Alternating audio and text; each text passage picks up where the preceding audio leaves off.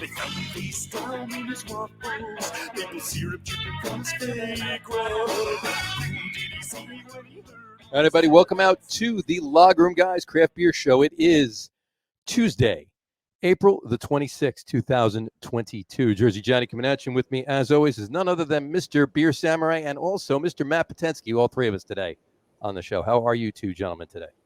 Pretty good. Cheers. Cheers. I didn't even pour a beer yet, but cheers.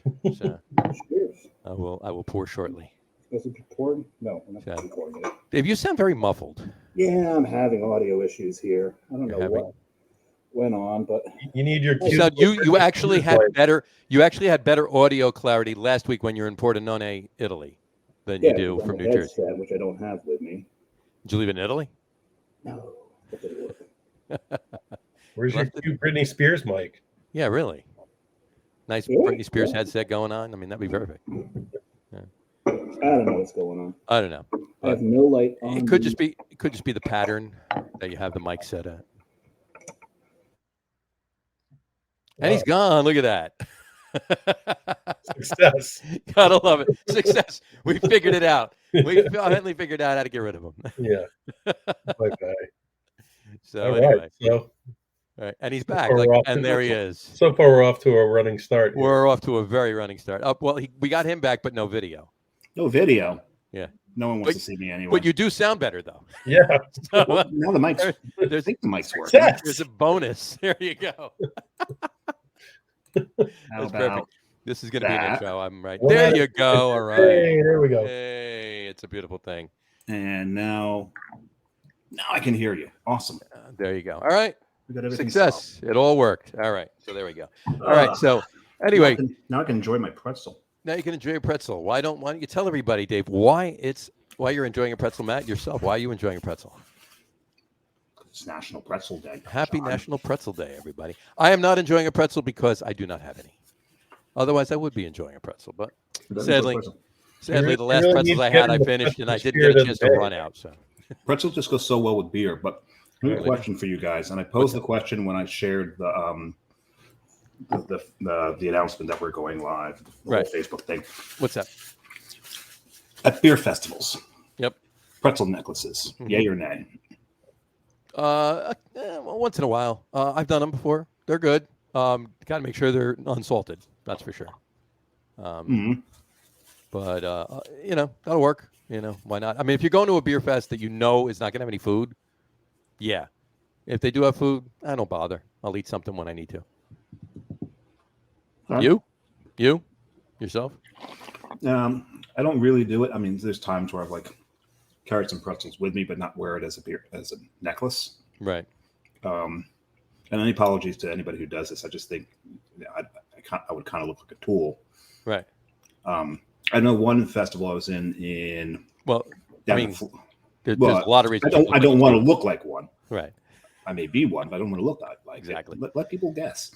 Exactly. No, I was in a festival in Florida once, and I'm pouring, and for a brewery in Jersey whose name we don't really talk too much about, we or don't at least say- not 3 times. Those guys, yes, we were not. Oh, don't say that. Don't do I didn't that. say it. I just put a picture up. Yeah. So we were not pouring BDG though that day. I don't. Exactly. No, I'm pretty certain. So, Any rate, and there's a couple people get online. Not only are they wearing pretzel necklaces, they also had pizza pouches. oh, lovely. So I looked at Doug. He said, "Can you please take the taps because I may hit them." There you go. This is a little too much. But no offense to any of you that do wear or have them. no. But No offense, but you suck. Dave, you know the worst part of that story is, though? Wow. what? It was also in Florida where pizza's not that great. Yeah, pizza Oh, sucks. the in Florida. pizza's awful. No offense to Florida, but pizza Well, sucks. in Florida. all offense to Florida. Yeah, exactly. Anyway, all right. So, Matt, what do you think about? Just might as well weigh in. What do you think about pretzel necklaces there, and then we'll get on with the show. To be fair, I've never had one. Mm-hmm. Never had a need for one. Never cared. Yeah, I mean, about it. it's like you said. I think there are better ways to cleanse you. If you're either doing it just to eat something, or you're Right. doing it to cleanse your palate. If you're doing it to cleanse your palate, there are much better ways. Well, I mean, I'll be honest with you. I've been to more beer festivals where I was actually pouring than ones that I just actually showed up at, and Same. Right. right. Same. And you have food. You have something in the booth. You have pretzels, chips, cookies, whatever the hell. You have something there. Or you can, most festivals do have food at them, food trucks, whatever. Yeah, nowadays the festivals have learned, and they bring in food trucks. They have food. Because if there's not food available for the people who are drinking, because this is something I've always, John, you've heard me say this many times, beer culture, drinking culture in the U.S. is different than the rest of the world. The rest of the world, there's always food with what you drink. Right. In Italy, there was always food with what you drink. Even if you didn't order food, they brought out like a bucket of potato chips. You always ate along with it. And so I never even got really buzzed while I was there. Here, we have places we go and all we do is drink. It's a different culture. Sure. So I got you. It's our relationship with alcohol, but they've gotten smarter, and you have food available because, well, you know what beer festivals can become. Sure. Can do really do become drunken shit shows. Yeah, exactly. So, all right. Well, on that note, I need beer now that I've eaten. I need a beer too. So before I open my beer, you can pour yours. We'll talk about what it is, and let's bring our guests in for this week. How's that? Yeah, let's see what they think about it. Well, they can't say much about beer pretzels at pretzel necklaces at festivals because they'll be pouring at festivals. Yeah, exactly. So and you guys can't either because you should be. Exactly. I can say whatever I want. You could say whatever the hell you want. I don't exactly. care. So, all right, let's bring our guests on. Our guests today are Jason Sahler and Alex Biedermann, both from Strong Rope Brewing in Brooklyn, New York. Welcome, gentlemen. Nice. Hey, how's it going? Jason, the owner, and Alex, the lead brewer of Strong Rope Brewery. How is your day going? Pretty good. Yeah. Just kind of ran right home after doing a shift down at the facility, and then going right back to brewing tomorrow morning. So lovely thing. Pretty good. That's cool. What'd you brew today? Mostly cellar stuff. We were getting some stuff ready for a canning run next week. So a lot of dropping cones, that kind of stuff. Gotcha.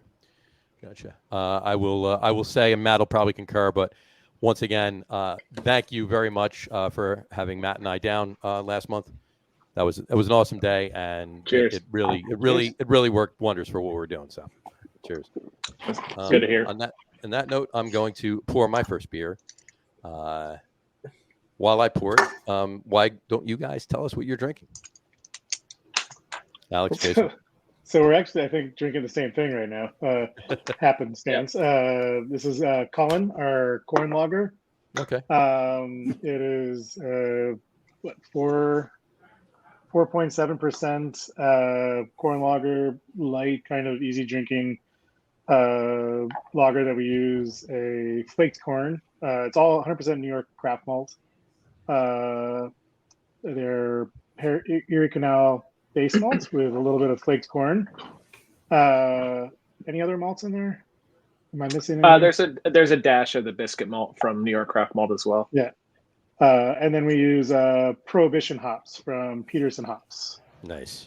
Which is a kind of heritage variety left over from before everything moved out west in the late 1800s, early 1900s. Gotcha. So where's it grown? It's outside of it's in Seneca Castle, which is outside of Geneva, New York, in the Finger Lakes region. Okay. So yeah, just one of the farms that we work with. And for those that don't know, and I'm sure we'll get into it, we use 100% New York ingredients in all of our beers. Yeah, we'll definitely get into talking about a lot of that in a brief little bit. But yeah, that's awesome that you do. So we'll definitely talk about that, obviously. Dave, what are you drinking? I am drinking, well, you see the shirt. This is Bondot Birrificio Artigianale Bondi. It's out of Sutrio, Italy. Brought a few cans home from there to try. Brought one to the last bottle share. That was the that Rauch beer I brought. Yeah, that was amazing Rauch beer. That's a really good beer, Ben Fumata. But this is Point Break. Point Break, obviously named after the movie. They've got a lot of U.S. references to their beer names. I'll be drinking one later on. We'll bring that one up. But this is an American Pale Ale. So you went all the way to Italy to drink an American Pale Ale. I gotta love it. Actually, except for the Rauch beer, every beer that I brought back was an American style.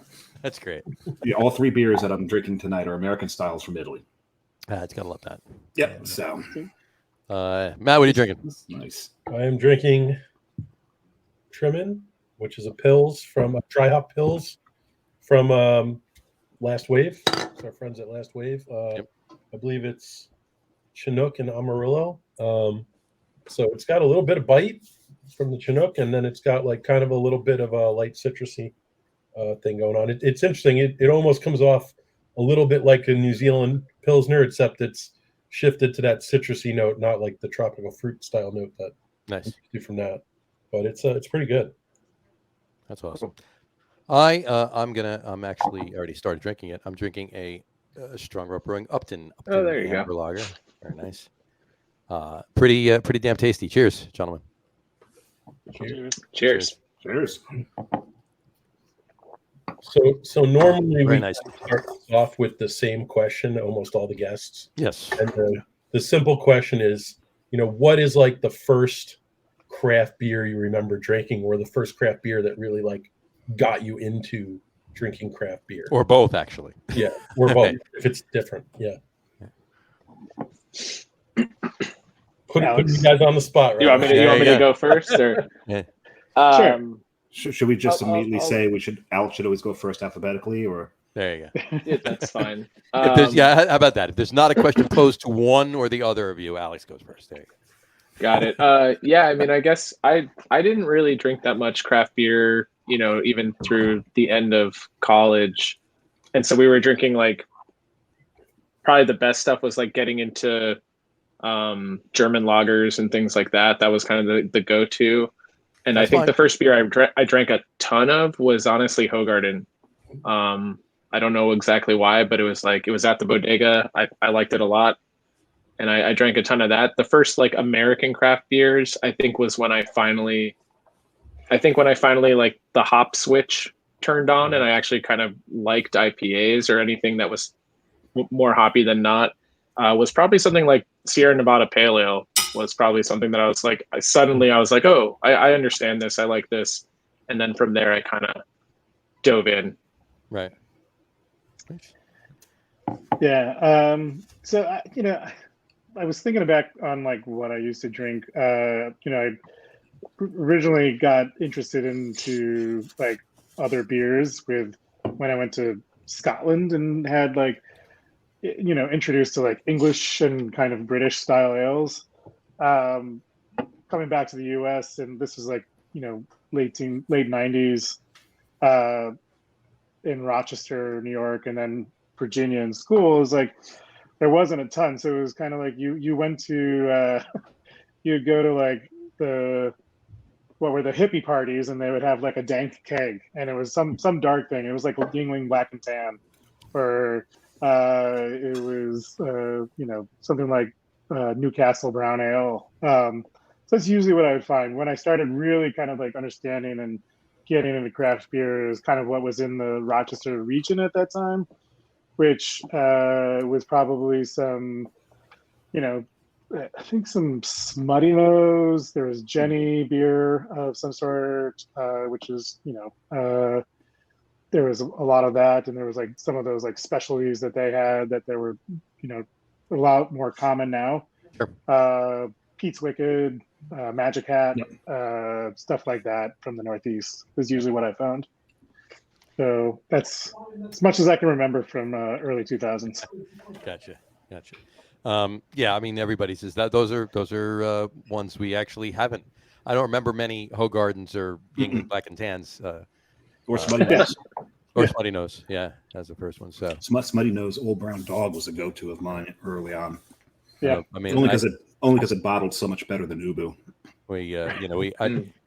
I think the oddest one was when we had somebody like a super. I won't even get into who it is and what breweries or whatever. But we had a super young guest on. His birthday was just the other day, and he whatchamacallit, he said his first craft beer that he ever remembered having was something that like it wasn't even available. The brewery wasn't even around until like 2012. Yeah. You got to be kidding me. Who was it? Wow. remember who it was. I can't remember what the beer I was. can't remember what it was. I just know it was. I just remember sitting there with you, like private messaging. You guys, this beer's 4 years old. Makes you feel old, yeah. Yeah. Ooh. So there you go. All right. How'd you guys get into the business, Jason? You start this one. How did you get into the business? I mean, was your first foray into the business? Deciding you wanted to open up Strong Rope, or were there other steps prior to it? Yeah, no, it was it was going into Strong Rope was the first real foray into an actual brewery. So I started homebrewing around 2001. Okay. Had started entering competitions around 2009, and I was now in the city. I moved to New York in around 2005, and I had really started kind of around 2010. Started really thinking about like, oh, I like beer. Like let's make it a career. Not a ton of breweries in the city at that time. Applied for jobs that were available, but there were so few that a lot of experience and years of experience kind of went a long way to getting those jobs. Right. And there were like unpaid internships available, but I couldn't do that. So it just kept homebrewing. Was with the New York City Homebrewers Guild, and just kind of entering competitions and kind of ingratiate myself into the beer community. Mm-hmm. So then I, got a job as a bartender that was very short-lived at an old, now defunct craft beer bar in the city. And then as I was kind of continuing to go, eventually I was very serious about it. Opening. I got a job at 61 Local bar in Brooklyn that had kind of alumni from 6 Points, and it was one of the few bars that was in that area doing a lot of craft beer. So I was able to learn a lot about the front of house, and about really like if I'm going to open a bar or a brewery that has a strong taproom component, then I should at least get some experience at like on the front house side of things if I can't get the back of house. So eventually found a place in 2015 and opened it up December of 2015. Very nice. Yeah. Now, how long did it take? You found the place in what month in 2015, and then you opened? We had actually been looking for about 3 years. So started around 2012, and we were really, really close to opening a place in Crown Heights that fell through. And then we were like kind of disheartened, my wife and I, when I say we. So I kind of jumped onto Craigslist and was like, this was in like early 2015, January or February. Jumped onto Craigslist, saw that Brooklyn Brine, the old pickle company, was moving out of their space in Gowanus, and that they were looking for a new tenant in that building. And so went and checked it out that night, and quickly signed a lease, and then we signed it in April of 2019 or 2015, and then opened December of 2015. Nice. Yeah, I remember. We talked early, before we came on the air that I'd wound up at the soft opening, and it was a complete utter mistake. I was walking around Usually Brooklyn. Yeah, right. It's not really advertised, but I was walking around Brooklyn, and down one of the streets of Gowanus, and someone texted me, and I'm not in my 20s, so I can't walk and text at the same time. So I stop and answer the text. They can't either, so don't worry about it. And I look up, and I look to the left, and I see this doorway framed in green. It says craft beer, and it says brewery. Yeah. I'm like, what? And I look into it, and I see to the left, I see taps. And the back, I see a guy with a full beard on an apple, on an iMac. And I'm just like, okay, this must be legit. So I texted the address to one of my friends. Because he has a beard and he's on an iMac. And he's on an apple. Like, this is all legit. And I texted one of my friends because they were doing a birthday crawl for this guy, Sean Kenny. And when we finally got back to that area, the doors were open. We walk in. We asked one of the first questions we asked, like, "Well, how long you been open?" Jason looks at us and goes, "Well, we're actually not open. This is a soft opening." So we just kind of stumbled in, and we had a great time there. There you go. Thanks. Cool. I appreciate you coming through. Absolutely. Alex. And I've been trying to get back a few times. Almost every time I come, you're having a private event. It's just awful timing on my part. Well, the first time you were there, it was a private event too. So what stopped you from going in that? Just walk in. Let's go. You know, I said I was just thinking really quick, Alex, before you go. That's the nature of the business, right? That's this the society, the social aspect about what we do, right? I was in Philadelphia, Crime and Punishment Brewing in Brewery Town in Philadelphia. Jess and I were walking, decided to go there. We're going down the block. We walk up and we walk in. It didn't even say anything. Not closed today, closed for what? They had a wedding inside. And it was one of the staff members or whatever. They had a smaller little thing, only about maybe 40 or 50 people, but in there. And we walked in. They're like, "How's it going?" We're like, "You guys open?" You're like, "Well, we're actually having a private event. It's a wedding today for one of our staff members. But please sit down at the bar and have some beer." I'm like, That's sweet. all right, that's the way it is, Congratulations. Yeah, exactly. Yeah. Cheers. We had some food too. They're like, "Eat, you're here, go eat." I do remember when I first realized there was, when I first stopped doing the text, I pulled up Google Maps real quick. I'm like, that's not a brewery, it's a pickle place. There you go. Yeah. So I was really confused. Well, We're really they slow. fermented the pickles so long it turned into beer. There you go. Yeah. They used the same mother. Exactly.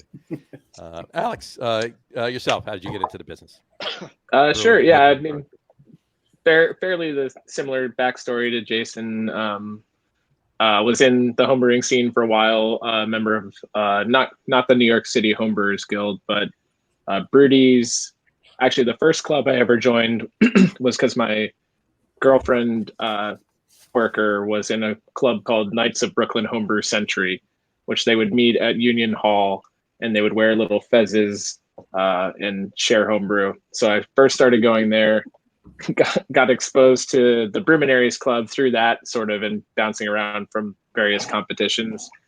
And at that point, I just was brewing, like homebrewing every weekend, sometimes multiple times a weekend, and going crazy at my day job. So I actually, through meeting a bunch of people in the homebrew scene, met a good friend of ours, Jeff Lyons, and he was able to get me doing kettle sours for a brewery he was working at the time called Keg and Lantern.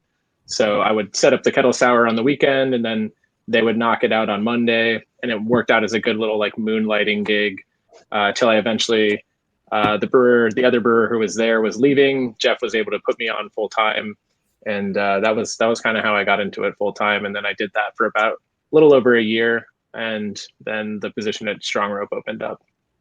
How long ago were you at Keg and Lantern? What?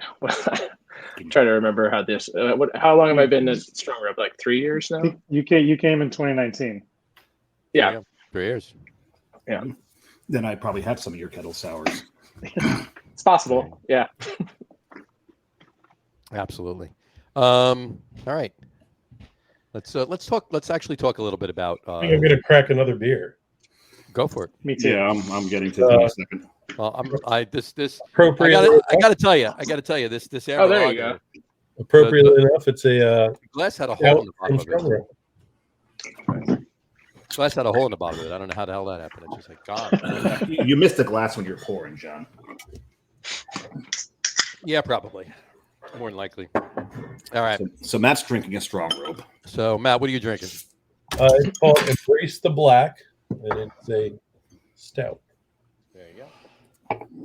Good name for a stout. There you go. I am drinking JJ Bollerax Brown Ale. Brown ale, yeah. From Strong Rope. Foreshadowing maybe something in a little while. But That is a phenomenal beer. So JJ Bollerax was the brown ale that I won my first competition. That kind of like, showed me that I was like, oh, I can actually make beer. And judges like, because this was I don't know if you remember, there was a Brooklyn Wort homebrew competition that Greg Dorosky won before me. That was in that he was the brewer at Threes, and now is out at Greenport. And then Alex actually won after me, right? Yep. Oh, there you go. Yeah, I forget which So year. it's no longer around, but it was a fun competition. But it was one of the ones where it was like, 25 brewers with a handful of judges and like a people's choice as well. But I had a brewer from Six Point, Greg, and a couple other people judge, and they picked JJ's as the winner. And I was like, oh my god, people like the beer, and like the judges like the beer. So that was my thing. I was like, oh, I actually, do something that people actually like. So that was kind of what set me on my way. So was that was that the brown you had when you first opened? Probably, yeah. That was most likely. I mean, that was one of the first ones we brewed back in the day, if I remember correctly. Just because it was one of the ones that I had been doing as a home brewer, and then there was also a cream ale, and my first beer on the system back in 2015 was a single malt, single hop smash beer, which we still do that series. It's called Falling Squirrel. Falling Squirrel Smash beer. Falling Squirrel Smash. There you go. Yeah. And it, part of that whole idea behind that was really to, because we were working with New York ingredients, it was really to kind of understand what are we working with at this point. So, but yeah, so there was a handful of, we had 10 taps. I don't even know if we had 10 beers on at that point, but yeah, that was JJ was most likely one of those. I'd be interested to see if I could find a list of what was actually there. Nice. I could probably look it up on my Untapped is what we drank that day, but I remember. Was it tapped around then? Yeah, I think 2015. It was. Yeah, Untapped started in 2010. Yeah, I think they were around. I'm pretty certain we checked in there. I could probably look it up, but I remember the brown being the beer that blew us away while we were there. Oh, cool! It was fantastic. Nice. Well, it is very delicious. So, Matt, what are you drinking? Oh, yeah, said you already. Dave, what are you drinking? So this is from another brewery in Italy. This is Birrificio Pongo. It's the Brad IPA, an American IPA. I'm still trying to figure out if Dave's just drinking through his beer he brought back from Italy, or if he's still busting everybody's chops that he was just in Italy. Probably a little both. Which it is. So. But no, actually, when I'm done with the third beer, that's all the beer I could bring back from it, because I mostly brought back Prosecco and wine. There you go. So I got about a third, actually, because nobody drank the second one because you brought two of them, the Rausch beer on Saturday. That was I drank probably half of the one can, so that was pretty good. Can I ask a quick question about the Italian beers? Yeah. So they're all have the American kind of name to them. I know when I had been really trying a lot of Italian beers, craft beer a little while ago, they were kind of inventive and pretty unique. Are these American styles pretty classic, or are they kind of messing with the idea of the kind of American style? What they're doing is that they're doing American styles, but they're using local ingredients. So you get local grains, locally grown hops. This beer, I believe, if I remember what the owner Anna told me, they actually have locally grown cascades in it. Cool. So it does, because they're kind of towards the mountains. There is, in that terroir, they do have some pine in it. You're not getting much citrus out of it whatsoever, but it's quite piney. But this is more of even though they call it an American IPA, I would classify this more along the British style, because the malts are really, they probably dominate the hops a little bit. That's interesting. But this one's tasty. And the one thing she said was, because I told, we've talked about this on the show a lot, how we're seeing a trend here towards the more classic European styles with the Czech Pilsners, German Pilsners, sure, the English milds. And she said, yeah, Italy's going that way too. Believe it or not. So, and even though everything that I'm drinking on the show are American styles, that's not, even though you do see that predominantly at the breweries, they do Belgian styles, they do German styles. It's just, I drank all of those. It was the first things I drank and brought back the American Oh, one. I thought you drank all of them. I was like, I knew I had some. I didn't think you had all of them. No, the only one that I brought back that was an American style was that Rausch beer.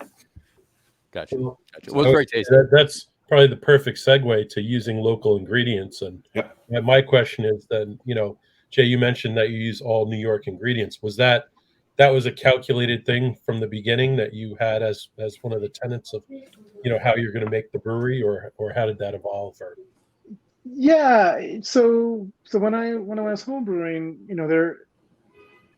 the local ingredients came onto the scene while I was home brewing. So I think when I originally kind of started developing the idea for Strong Rope, it wasn't a part of it. But as they became more and more of a thing, and the farm brewing license in New York became a thing, then it's kind of quickly shifted to the ideal of using local ingredients to kind of drive what we were doing as something that was different, and make it our kind of stamp and our niche that we really wanted to kind of showcase and embrace. So yes, it quickly consumed what we were doing, and we haven't really looked back. It's been a lot of R&D, a lot of things, trying new ingredients, seeing what works, seeing what doesn't. Some things don't work. Some malt houses don't work. Some hop farms fall out. So there's been a lot of ups, peaks and valleys. But we're in a much better place now as like the kind of industry is like shaking itself out, as the brewing agricultural industry of New York has really kind of shook itself out, and the players that are here are serious and are trying to stay around. And now it's about refining and making their ingredients the best that they can be. And we try to work as much as we can with them to give them as much feedback as we can on those ingredients. I mean, that's me personally. That's one of the things that struck me when we went to your brewery and had a bunch of the beer was, it was really interesting. I thought the malt profiles were really nice. Some of those, even on some of the lighter beers, the malt profile, you had such a depth, and certain things had a little bit of nuttiness, or they had a little this or a little of that. Yeah, it was really nice. And I know we had the one beer that we had that you said like, yeah, we tried this malt, it wasn't really super successful, but that process, you're giving that place that developed that malt some feedback, and maybe they'll improve that. We go ahead. Oh, I'm guessing we're going to make the same point, that we've also come to understand that might have actually been a batch specific issue, because the malt itself was involved with a program and was getting developed, but actually it may not be it's not the barley varietal so much as possibly an issue that occurred at some point during the production of that specific lot of malt, which is good. We sort of found that out through talking to colleagues or peers in the industry. And it's nice when the supply chain is that short to be able to kind of because we just thought, oh, it's weird. And then find out later that maybe there's another issue. It's like a direct give and take where you're giving them feedback, and theoretically they're going to improve their process, and the end result is just higher quality ingredients that you're going to be available. Yeah, and I think Alex's point on that, it's we just thought it was weird because we do get ingredients that sometimes are weird, and it's the barley varietal it changes frequently because of the seed companies that supply it to the farmers that then makes it to the malt house, and sometimes the malt that seed isn't perfect for a particular type of malt. So as we're working with these new things that come up, you just don't know. But I think it was your comment, Matt, that was like, there was a mustiness to it that really started getting us thinking. That then when we talked to our colleague at one of the universities that does like malt analysis, she was saying, because it was so wet last year, there was probably it may not have been dried, and whether that was on the farm or in the malt house, there just might have been some leftover thing that just kind of stayed and gave it maybe a mildewy or a little bit of like a mold that just you was not really detectable until you really got to a certain place. And having the nuttiness that we've had in a lot of other varieties where it's certain characteristics coming out of New York that you're just trying to like, is that a variety thing? Is that a malt house thing? Is that a farm thing? Because it was all so new. It's like, where is this? You don't have a real framework to kind of guide yourself on. So it's kind of trying to, because you can pull in breeze, or you can pull environment, you can pull in wherever, but it doesn't match. It's not a one-to-one really. So it's really trying to understand it from the ground up. Now, how have you found, obviously, so if you're using fairly small batch stuff, how have you found it in terms of variability to basically, once you have a successful recipe that you want to make consistently, do you find that there's a little bit of variability, or are you able to kind of, have a very consistent product?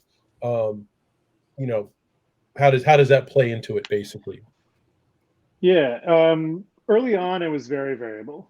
Like there was a lot of variable, and you kind of somewhat flying by the seat of your pants. And, from batch to batch, bag to bag, like it was a little wild. So it was because we were so small. We were a 2 barrel brewery. So it was like we would get a pallet's worth, and then 7 beers. We would go through that pretty quickly. That a lot of stuff to match, and you're just like, oh, okay, like this bag's weird, this bag's not. But that was a big thing that like happened early on. That has righted itself out as malt houses have closed, as the current malt houses have really honed in and gotten their shit down. Like you really see them creating things that except for maybe like the most kind of like unique malt, like specialty malt, things are very stable from our perspective. Mm-hmm. Did you see that? Yeah, I think with the hops. What's that? The hops are more interesting. You get good quality hops every year. I think the very specific nature of them being more like a grape. It's a flower on a vine.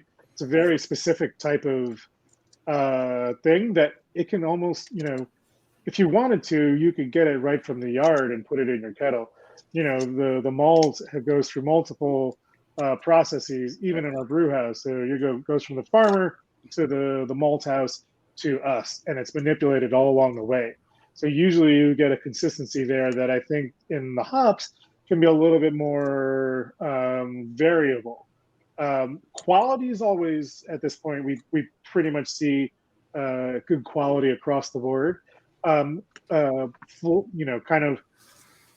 overall oil content and alpha can shift a little within a margin, but there can be some fluctuations in the overall kind of aroma and flavor.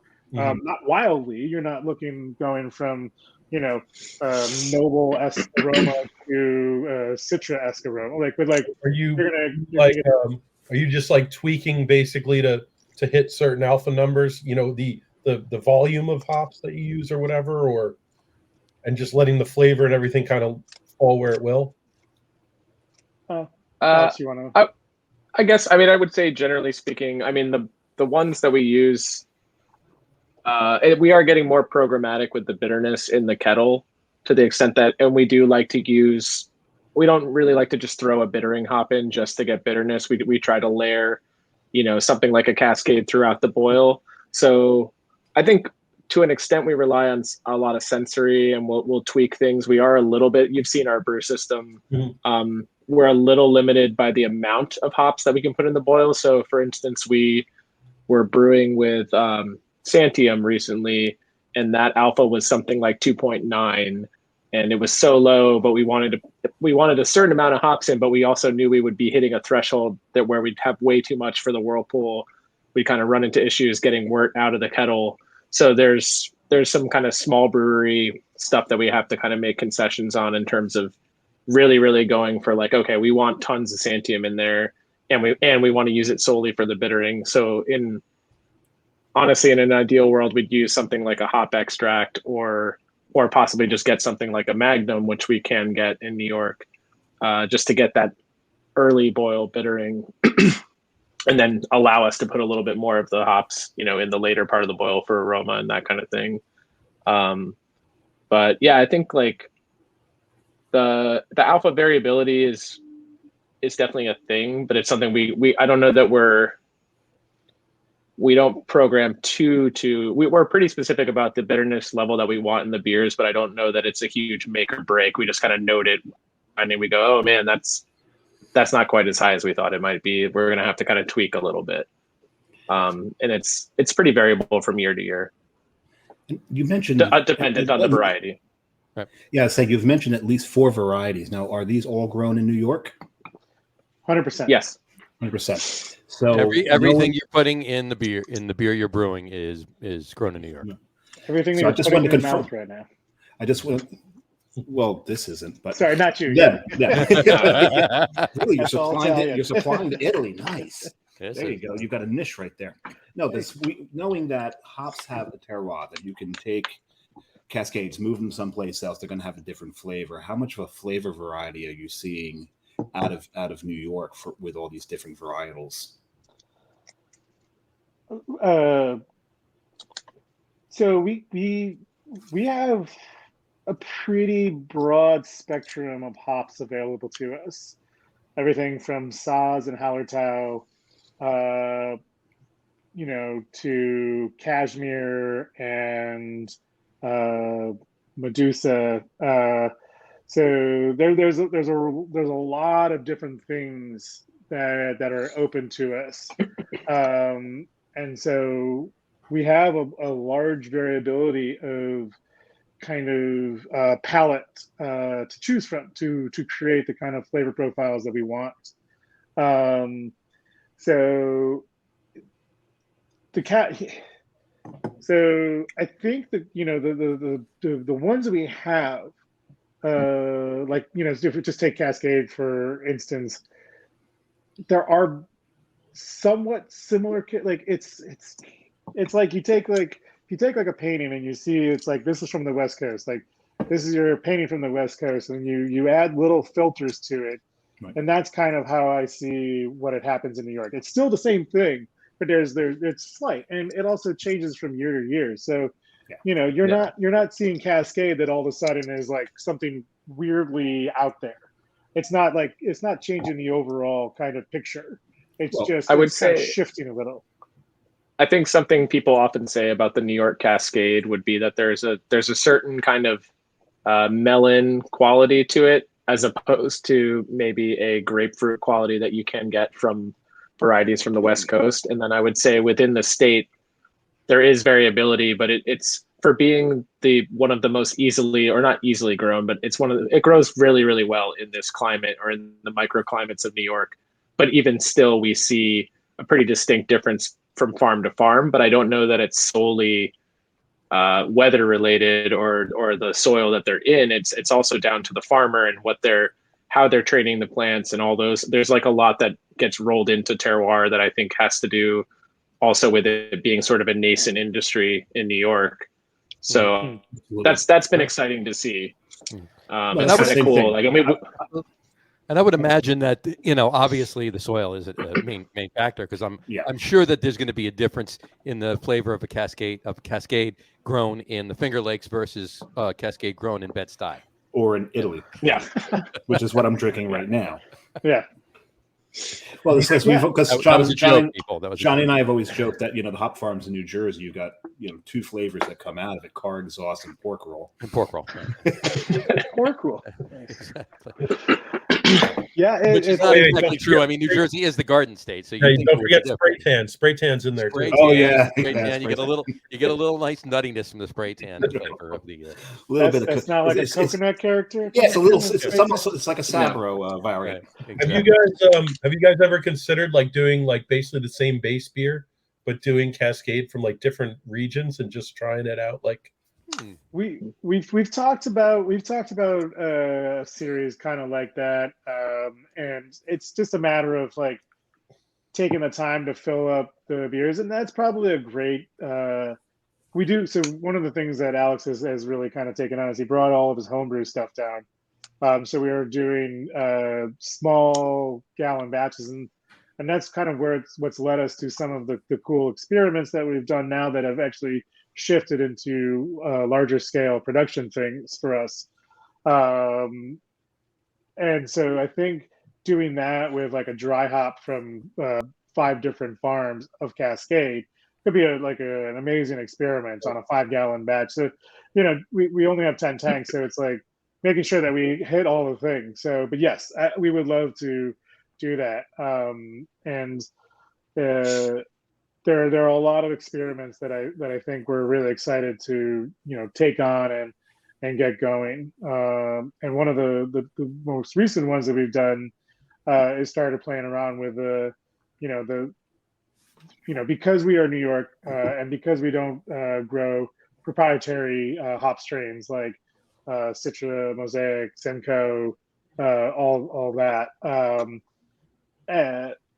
We have to, we kind of have to like create our own identity.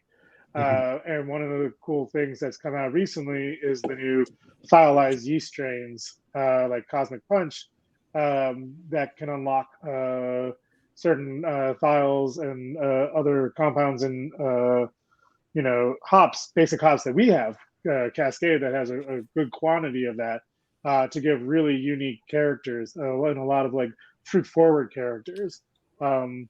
So while we're not necessarily trying to chase all of the main kind of hazy IPAs around because we just won't match that, and it's just not what we're really totally interested in.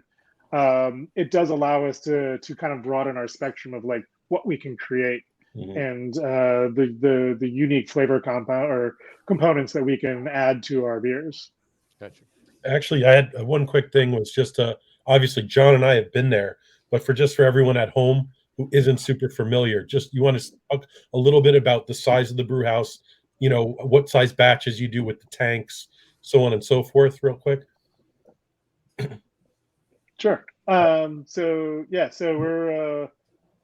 we're a 3.5 barrel brew house from Fraunhofer, which is in upstate New York. It's a thermal fluid heated electric brew house that we a lot of times double batch into the seven barrels that we have, and then we have 3 5 barrels on top of that. So we do a lot of double batching, and Alex can get into more specifics about that. And that supplies our Red Hook tap room, which opened last July with 16 taps there. And then we have our Gowanus location, which was the soft opening in 2015. And then we also have a seasonal location up in the Adirondacks that is open from Memorial Day through early October. Yeah, eventually I'm going to want Blue Mountain Lake. Eventually I'm going to want to loop back to the Blue Mountain Lake location. Sure. Yeah. When we get to it. But, Matt, I guess the main thing he said as far as like we have a small, we basically have 2 3-ish barrel brew houses, both of which sort of double batch into either 5 barrel tanks or 7 barrel tanks. So we're making small amounts of beer, but we have not a massive amount of fermenters, but I think our model, generally speaking, is to kind of go wide style wise over just sheer volume. And I think, eventually the aspiration would be to upgrade the brew house and just go 1-to-1 with the fermenters and be able to make the 7s and possibly bring in a couple larger fermenters for things like that we know we're just selling a ton of and we want to make lagers maybe or something at a larger volume. But yeah, and then the main thing that we kind of do in addition is we do a lot of kind of experimenting with dilution at this point. So we're kind of diluting batches after just to kind of up our volumes here and there, but we're still kind of playing around with what ratio of water is appropriate to send in like after a boil, so that we're not kind of diluting it in a way that damages the beer or hurts the end product. Remind me how many active taps you guys had at the brewery when we visited? We have 16 taps. One of those is dedicated to cider, and then the other 15 are our beer. Yeah. And that's kind of the whole reason we are as small as we are, is because we are 99 to 95% focused on taproom sales, and the margins we get there, versus trying to go distribution and get out there. That was one of my favorite things, is just, for being a relatively still small brewery, if we want to call it that, having 15 beers on tap, having that greatest selection was, like, no matter who walks in the door there's going to be something that stylistically that, they're probably going to be in their wheelhouse. So, it's really cool to see that. Unless they're a seltzer drinker. Yeah. We've got no seltzer being brewed. Yeah. All right. No, never.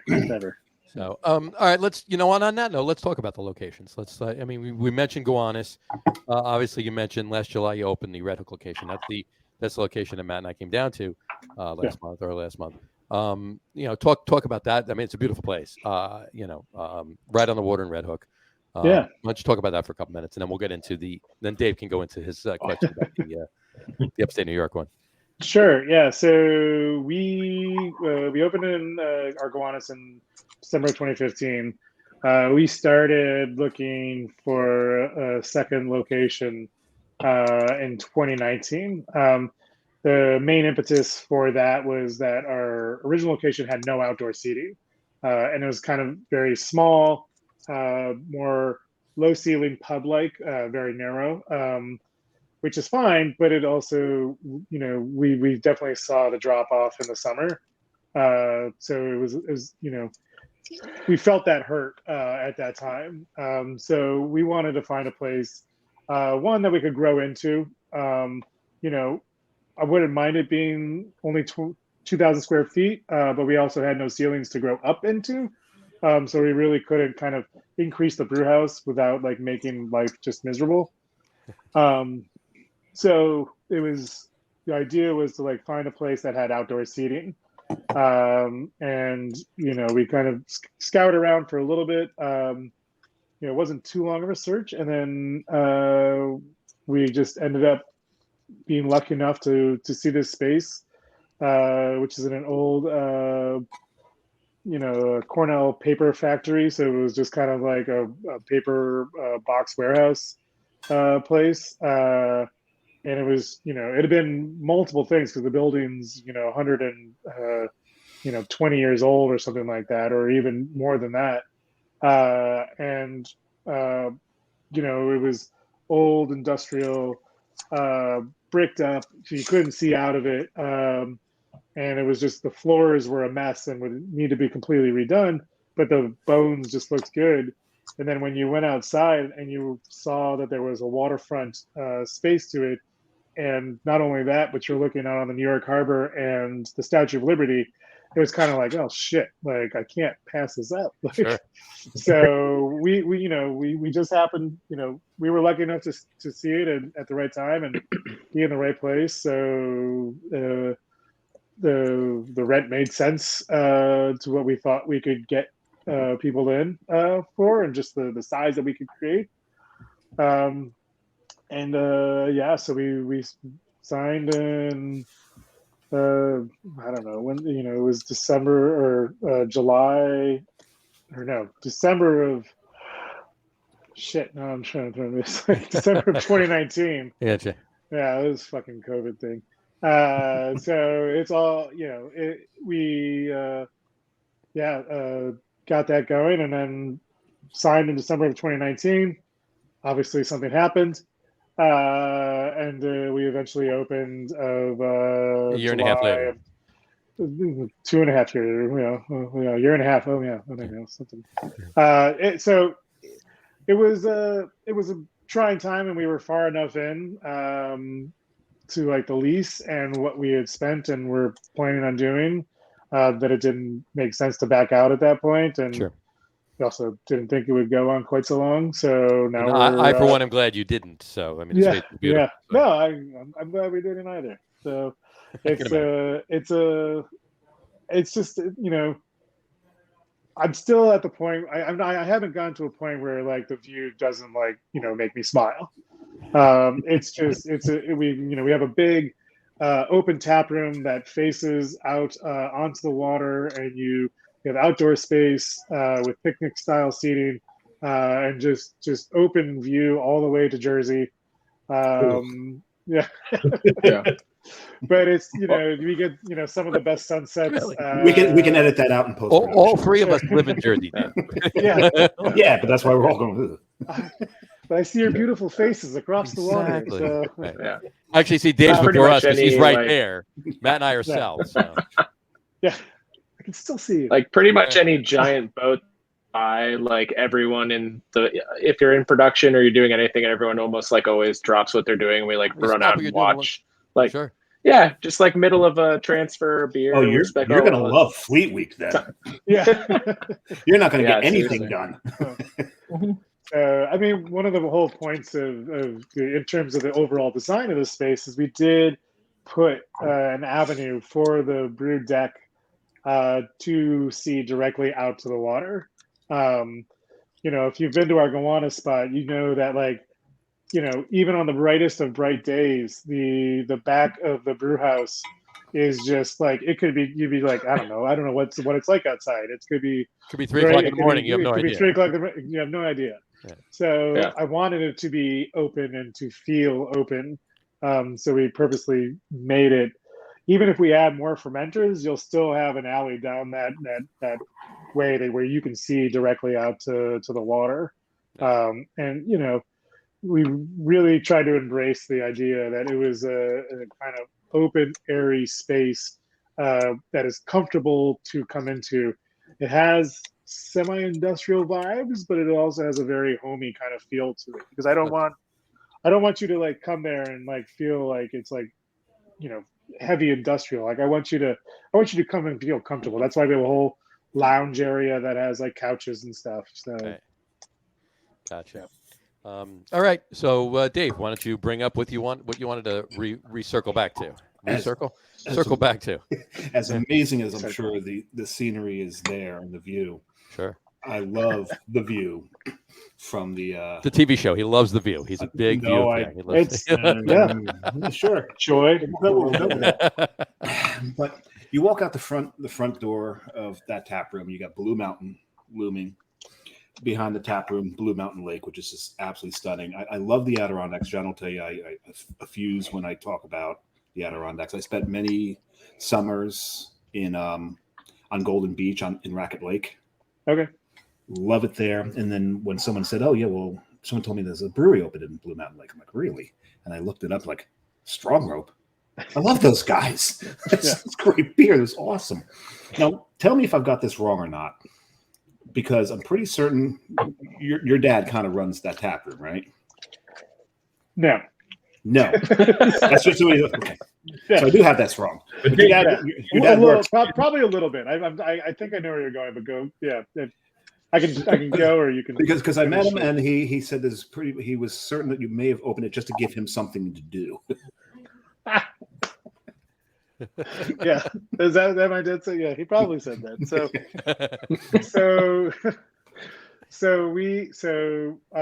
My family, my grandparents had their honeymoon in Blue Mountain Lake, and then they brought their kids, my dad, to there. My parents brought me and my siblings to Blue Mountain Lake, and now my sister is bringing her kids up there. The resort Potters is where our taproom is, you know, right at that intersection of 28 and 30 was the resort that they had gone to the entire time, or we had gone to. It closed down in the early 2000s, and my uncle was the one who actually bought it. back then to, refurbish it. And, they had such fond memories of it. It was kind of like, we didn't want to see it like, whatever happens to old lodges in the Adirondacks these days. Yeah. So, they had been doing a bunch, and they were finally getting to a point of actually being able to like reopen it. And we were up there for a family reunion, I don't know, 2017, 2018, something like that. And we were there, and my uncle and my aunt Connie and Pete, we were talking to them, and we were in the old Elbow Room, which was the bar that we eventually took over. And they had left all of the refurbishing that they've done. They had left all of the old signatures from like 1934 on of people that had come through there, which included like the Stouffer's family, like of Stouffer's, like hot meal type things. Right.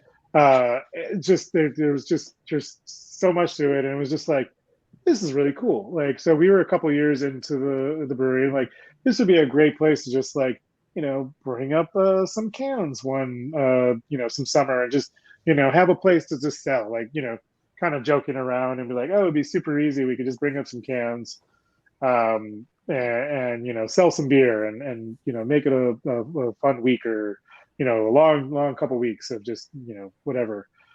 And, I think they took it more serious than we did at that time. And, they eventually were like, okay, let's do this. And we're like, wait, what? And so they refurbished the place, kept all of that old signatures and these old kind of tongue and groove wood slats, and just beautiful old kind of like architecture, and redid it so that we had like a tap room to take over. And so we have since 2019. This will be our 4th year going into this year, and we've been doing what we can to try to be a part of the community, also bring some kind of revitalization to the area. A lot of the Adirondacks, a lot of the North Country just gets hit hard by tourism, people leaving. So we're trying to provide some stuff, and also just get the time up there in the Adirondacks, which is kind of a nostalgic thing for us, and on that beautiful area, and just be part of it, and bring our beer up, have food, have friends, just hang out, and try to really create a cool space. That's what we're doing. What about a mile south of the Museum of the Adirondacks? Yeah, it's something like that, a mile. I mean, it probably feels like more when you go up that hill, but it's roughly a mile, maybe like 3/4, something like that. We're right at the lakeside. They're up on a hill, and they actually carry some of our beer as well. So we haven't really explored getting much beer up there, but I think this year we might do a little bit with our capacity. We'll kind of play it by ear and move slowly, but we'll start to do a little bit more as this year goes. We want to try to start actually not just up there, but in general, start to like get out to more locations. We don't distribute a lot, so now we can kind of maybe play out a little bit more. There you go. Very nice. Very nice. All right. Talk about some of the beers really quick. You're talking about what you bring up there. There are flagships. You do have beers you're brewing all the time. Or is it more of a rotational thing? It's the kind of like semi-flagship rotational. There's probably so yes to all of that. Sure. Yeah. Yes to everything. There's nothing that's on 100% of the time. There are IPAs that we brew probably 3 times, 4 times a year. So they're on heavy rotation. And that goes for most beers. We're starting to be a little bit more, a little bit more kind of conscious about like how many we brew. But when I first started, it was like, oh, let's try something new. Alex has really helped us like kind of hone in and be like, okay, let's get some of these recipes down. Let's really make some brands that are really on point. So that's kind of where we are right now. We're still doing a bunch, but it's starting to kind of like coalesce a little bit. Nice. I mean, I'll be honest. Like part of the goal with doing that was truthfully a bizarre silver lining to the pandemic, because we had to, even we're such a small tap room that we switched to canning. I hadn't canned at Strong Rope. My first day on the job was a canning run, and then we just brewed for the tap room. And then all of a sudden we were like, oh my God, we're gonna have to put stuff in package. And we shifted back to canning. And as we only had a handful of different labels and things kind of ready to go that we were really moving forward with, it was like, okay, well, if these are going to be consistently in cans, we've just got to like really nail the brands down. I'm actually grateful for that, because I think we really got very serious about carving those things out, giving them an identity. I wanted to make sure people would be like, I'm a fan of this IPA because, over another IPA, just because we made sure they were distinct from one another. Right. Because we're not trying to just slam a bunch of random hops together and call it a different beer.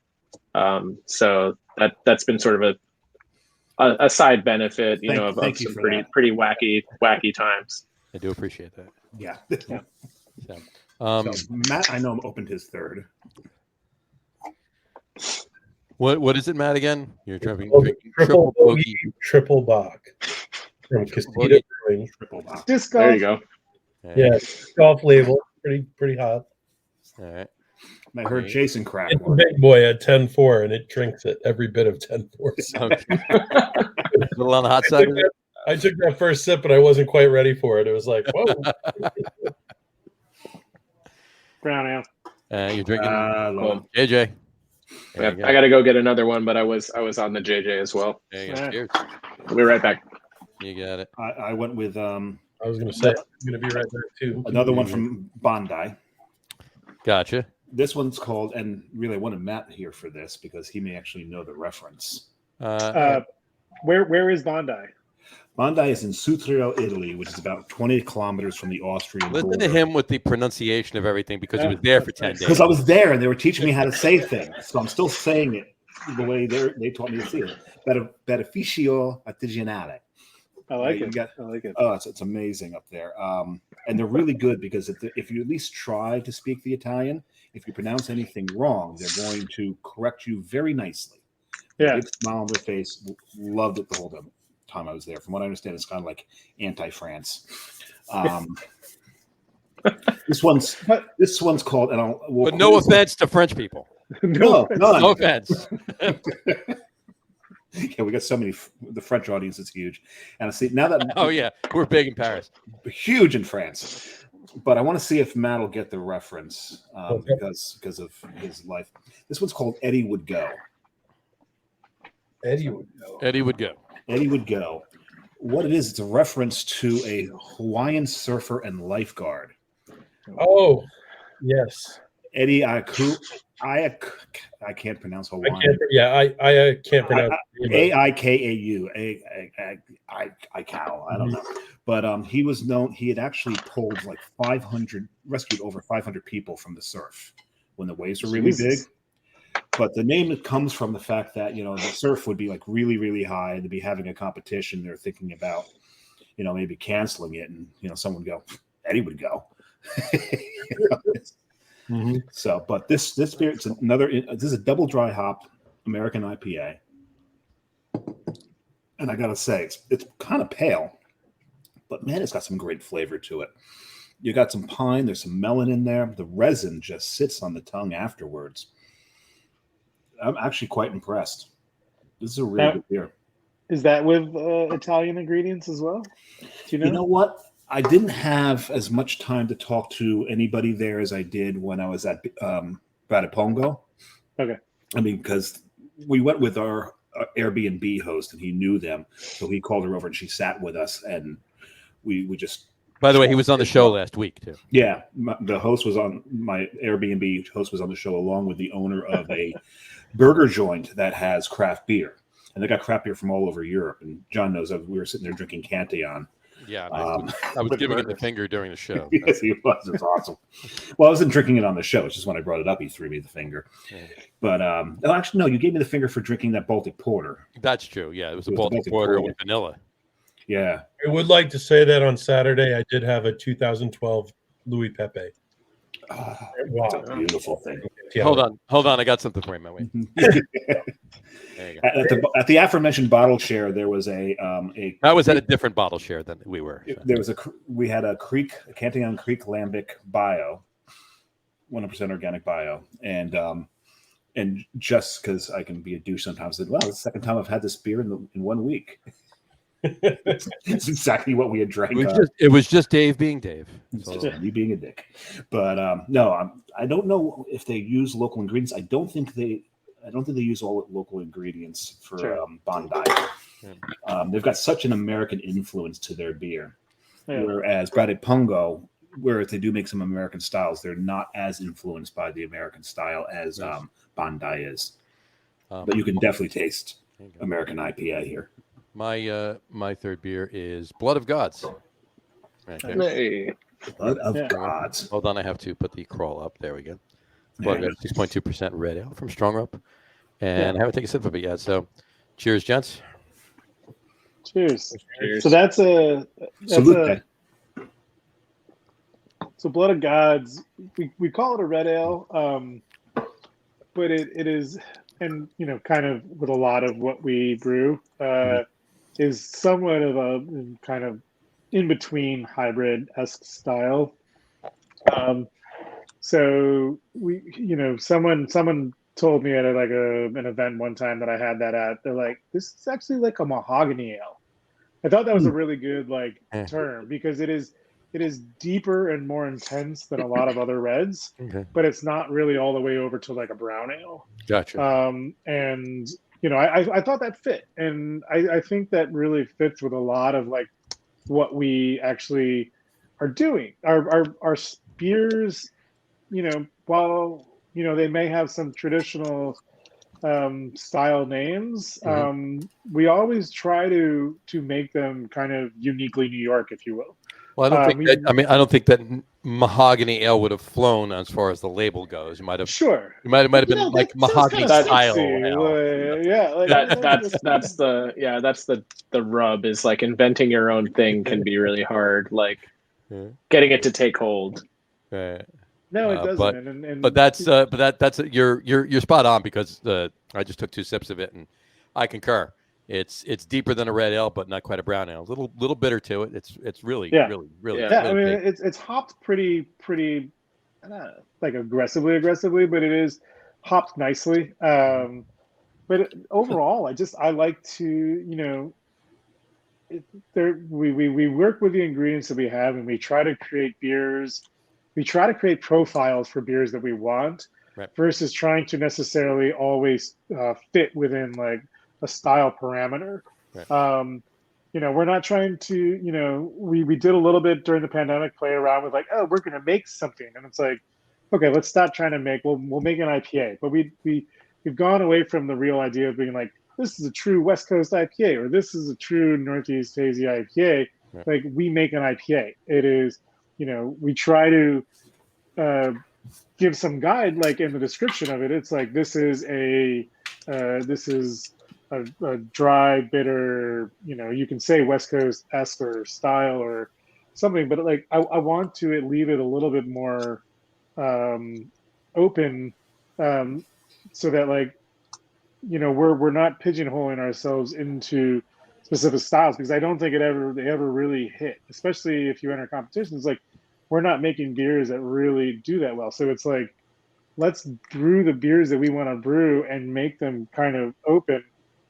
Because what I really want to see with the ingredients that we do and the beers that we brew is to really impart a true regionality to what we're trying to do, which is what I'm really interested in, and what I want to see more of. And this is why I was kind of so interested in the Italian ingredients, because it's like, I don't always do whatever the fuck you want to do as a brewery. Like, it's your brewery, your ingredients. Like, but I'm like, embrace those ingredients from your local area and try to make, obviously, everyone's doing pilsners, but those were from a certain time and a certain region that has now just kind of crossed over. So those have become kind of de facto overarching things, but they're very broad within it. And so, I'm not saying we'll make a New York Pilsner that's like sought after, but it's like, we're going to do a Pilsner. We're not going to do a Czech style. We're not going to do a German style. We're not going to do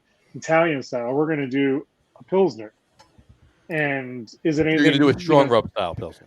We're going to strong rope Pilsner, and there will be variability within that. Like we don't have to stick to one thing. We'll kind of have some arch guidelines that we create, but it's not like we're reinventing the wheel, but we're also not being hamstrung into some small box. Gotcha. If you're interested, I have looked up the 4 beer. You had 4 beers on during the soft opening.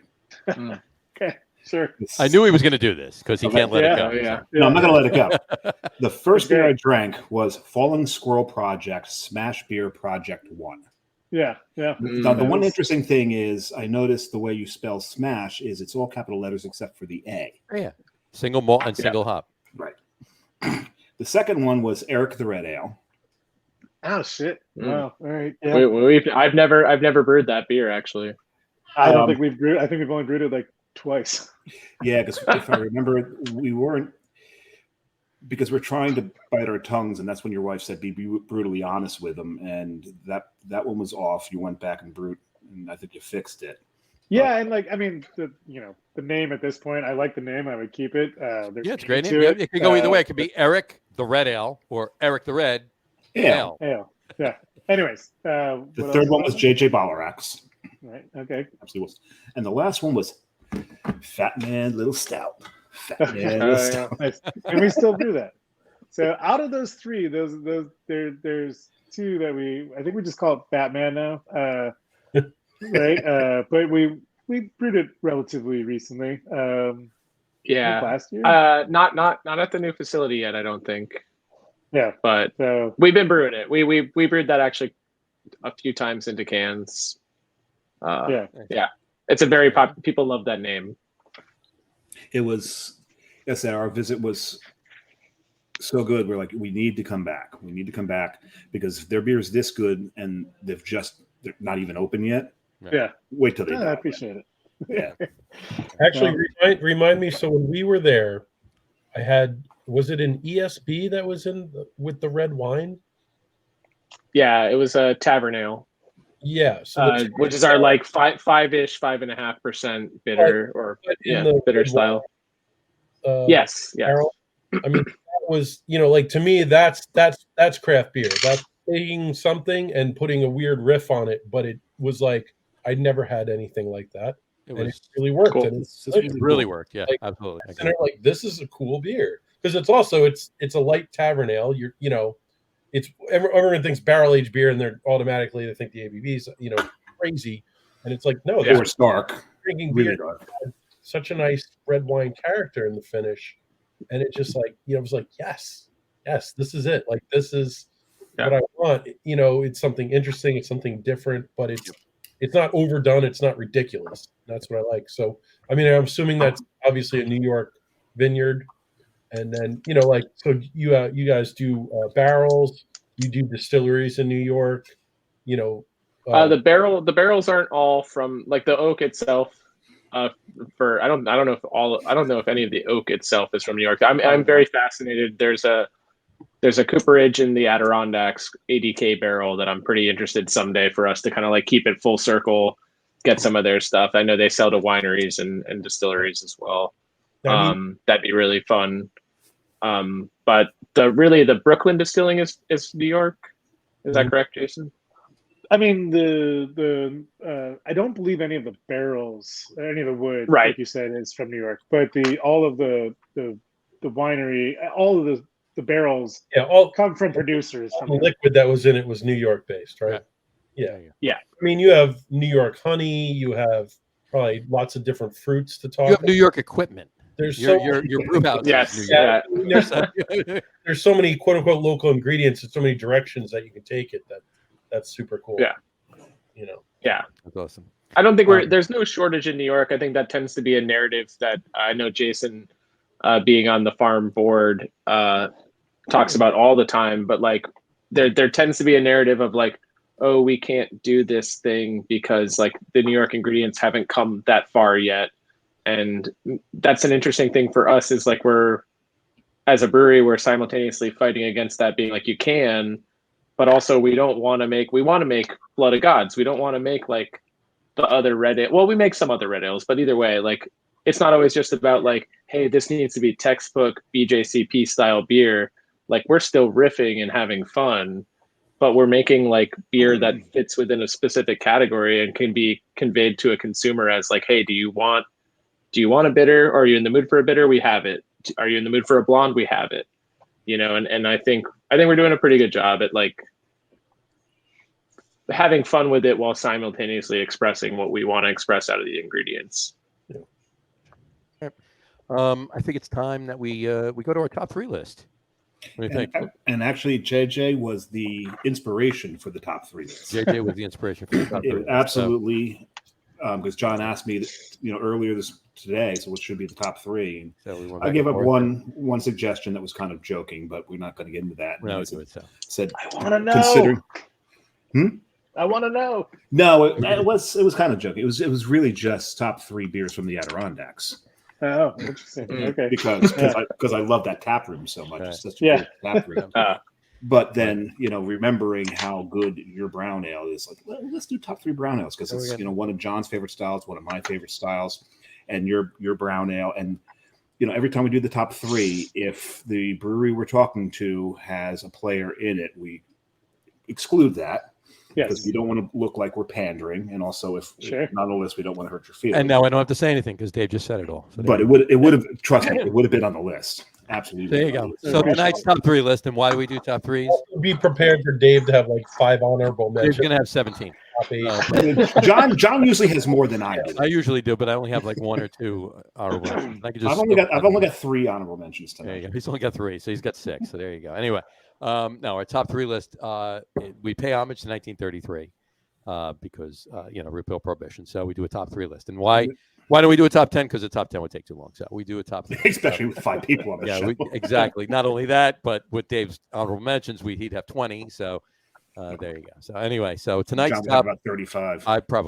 But tonight's top 3 list is top 3 favorite brown ales not brewed by Strong Rope, so not JJ. So because we all agree JJ's phenomenal. So yes, top 3 favorite brown ales other than Strong Rope brown. So there you go. Let's kick it off with let's get to what Jason. Jason, give us your top 3 browns. Yeah. So I'm not giving like any real like. You can do 3, 2, 1 if you want, or whatever you want to do. So top 3, I think probably goes to number 3 goes to somewhat of a tie between Smutty Nose Brown Ale and Dogfish Head India Brown Ale. Mm-hmm. Those were probably the 2 like real like American craft beers that were like inspiring to me. JJ's was meant to be kind of a hop forward India brown ale type of thing. Back when I originally brewed it, it was called JJ Bolerak's Big Brown Ale.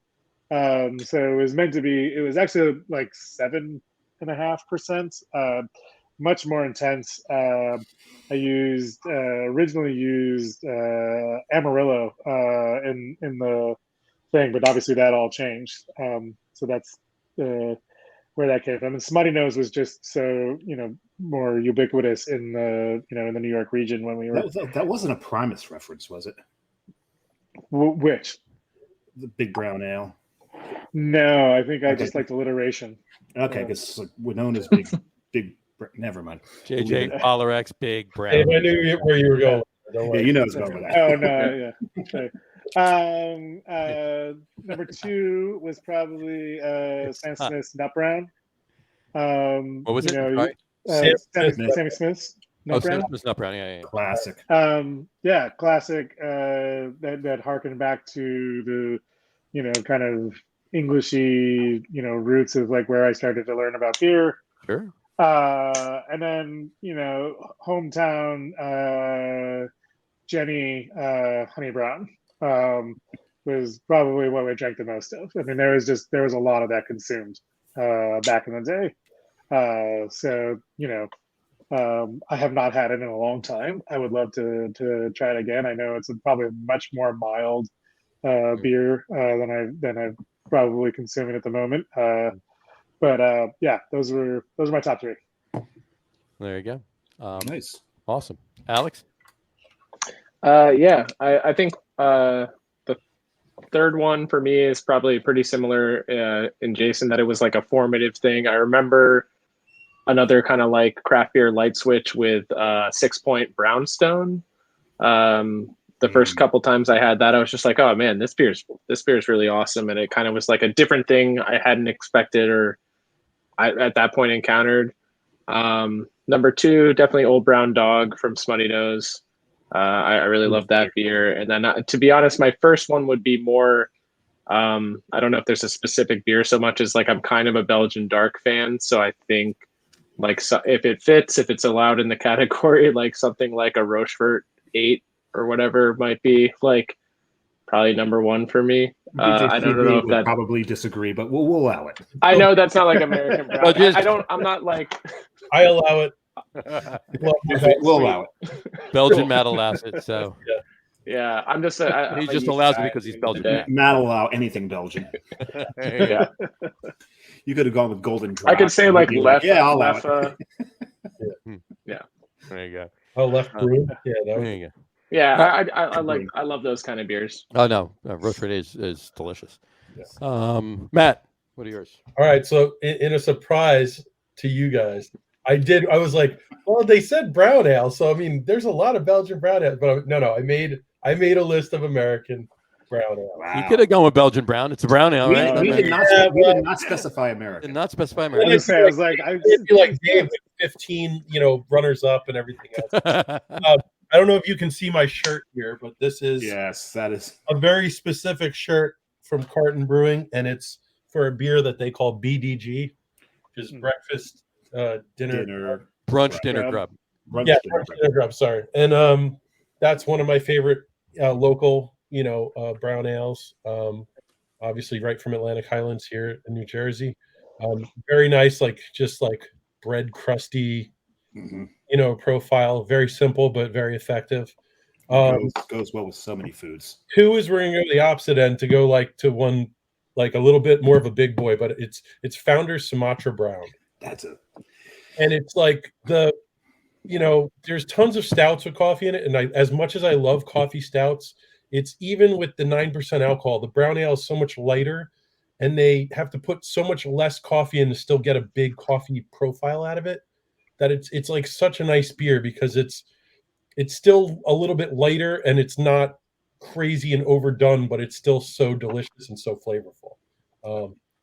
And then the absolute positive, there's not even a question of what my favorite brown ale in the world is, and that is going back to Dogfish, but not the India brown ale, but Palo Santo Marron. Palo Santo Marron.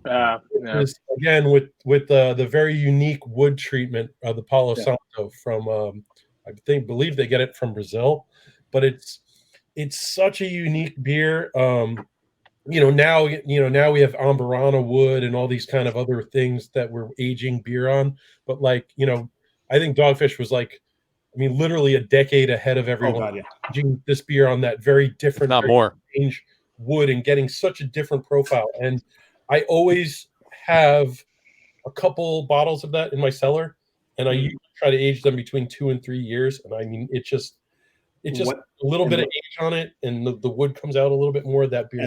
And the wood throws like an umami. It throws almost like a really good, like a portobello. It's just, there's no way I couldn't just actually just say I love that beer. There you go. Awesome.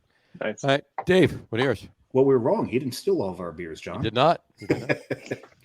What I did, and John knows I do this a lot. Rather than doing a 1, 2, 3, I kind of categorize. He does a 1, 2, 3, 4, 5, 6, 7, 8, 9. Yes, but we'll start off with an honorable mention.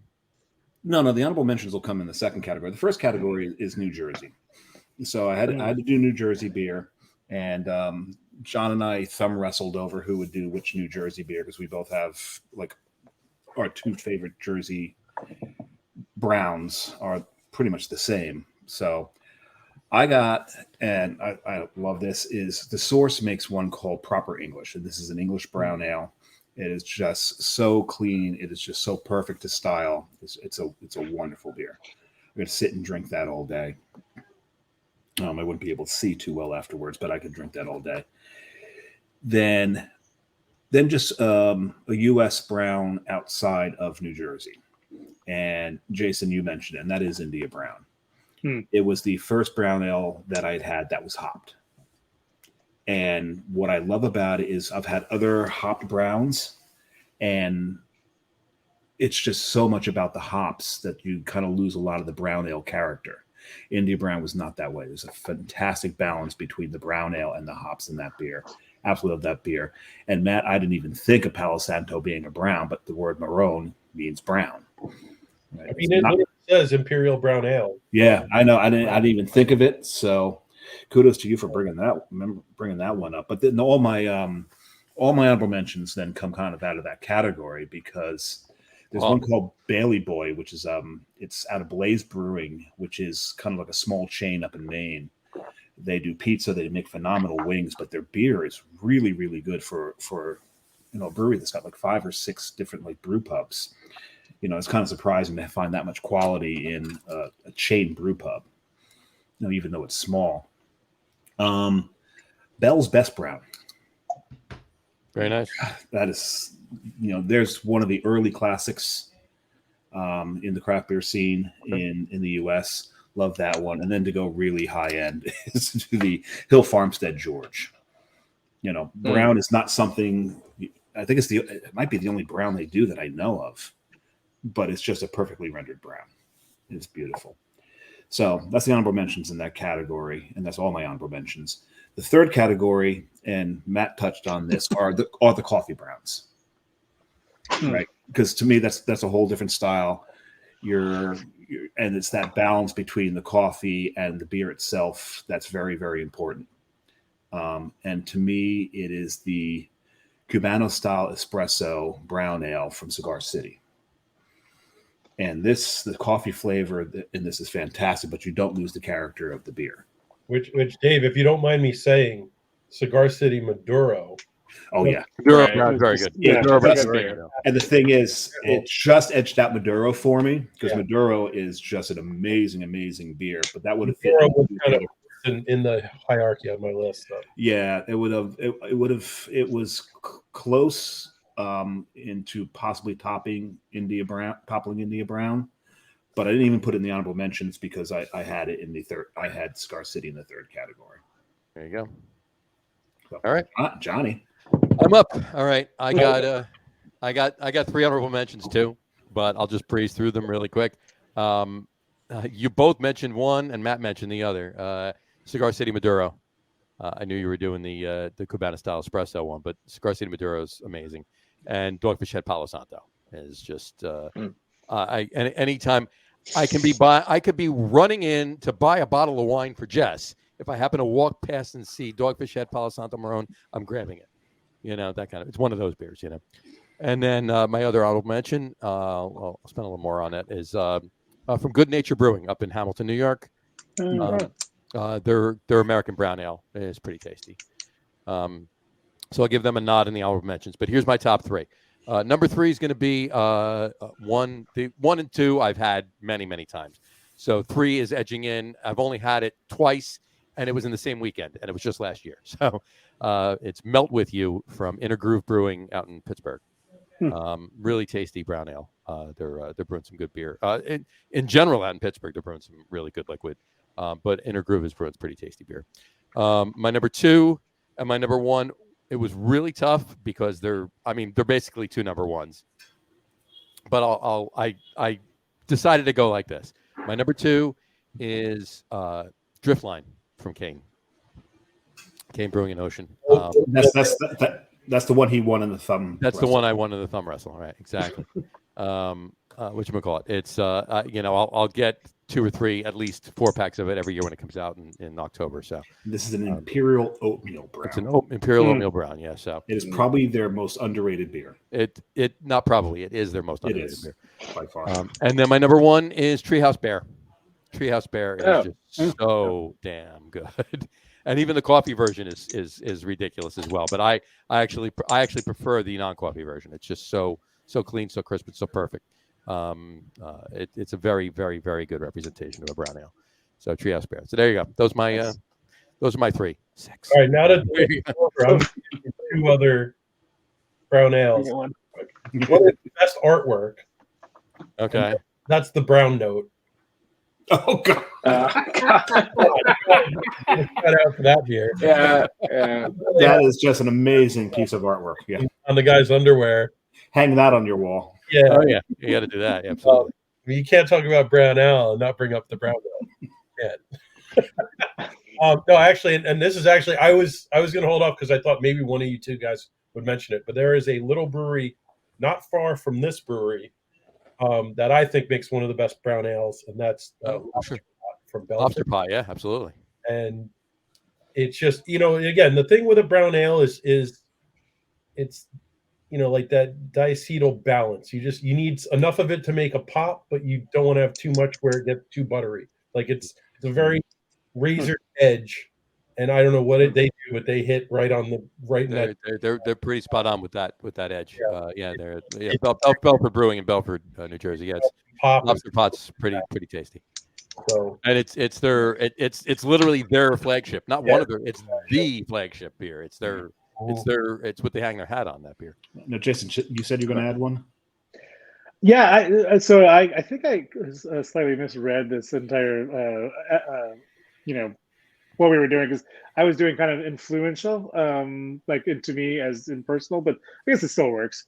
But one other one that I had that was influential to me when I was opening was Barrier Barnacle Brown. Oh yeah, I don't think they do as much anymore. I don't know. I don't see them around as much as I used to. Like it was one of the first craft breweries to kind of open up after 6 Point in the New York City region that like saw a lot of. So that was one that meant a lot to me, I think, back then as well. So, and it was really good. So cool. Yeah, you're right. Good beer. It's good beer. Yeah. All right. Wrapping things up. Any upcoming events, long range plans you want to talk about? You want to let anybody know? You got anything in the pot? Boiling, cooking right now. What do you got going on? Let's see. I mean, we've got the entire tap room for Red Hook just open for the summer. This is our first full summer, so we'll have music, we'll have food trucks. There's just a lot of stuff coming up. So come on down, check out our Gowanus as well. When you're in Gowanus, you can also hit up Threes and Wild East and Finback. And there's just it's fun stuff. So yeah, quite a lot. If you're walking, you got 4 breweries within walking distance right there. Yeah, and if you're everywhere is within. We have the Brewers event at the Belmont right this weekend. I guess I don't know if this is if you want to advertising stuff we're pouring. This is why you're yeah. So this weekend on Saturday, the New York State Brewers Association is hosting their second event in the New York City region with the Belmont Festival. If you go to New York State Brewers Association .org, Think New York, Drink New York, you can find tickets there. Weather's looking gorgeous. 50+ breweries, all from New York. It's going to be amazing. Bring your pretzel necklaces. Bring a pretzel neck. All I wanted to talk about for an hour was the pretzel. It was just a cart, so you won't even have to do anything. Yeah. Exactly. So yeah. All right. Cool. Awesome. All right. Well, this has been great. And we will probably wind up. I'm hoping we will wind up in the Red Hook area. We've got an event coming up in May where we're going to try to hit in one day a brewery in all 5 boroughs. Sweet, nice. We're gonna finish in Brooklyn. We're gonna finish by you guys. Yeah. And once we, believe it, the first brewery we're going to hit in Brooklyn is actually Keg and Lantern, because we want to be by Nice. tourists, right? Sure. And then after that, it's Keg all and Holt's Lantern in Mark. the north or the south? The Greenpoint, yeah. Up north, There's and more then, Greenpoint, and then because we want to go to Torst, and then Got it. it's stumbling distance. Always, And then, of course. Come on. yes, and then And then we're heading off. Torch and Crown in Manhattan, or Torch and Crown, not Keg and Lantern. Torch and Crown. Torch and Crown in Manhattan. We are hitting Torch and Crown. That'll be our second brewery. Keg and Lantern will be the one in Brooklyn. Yeah.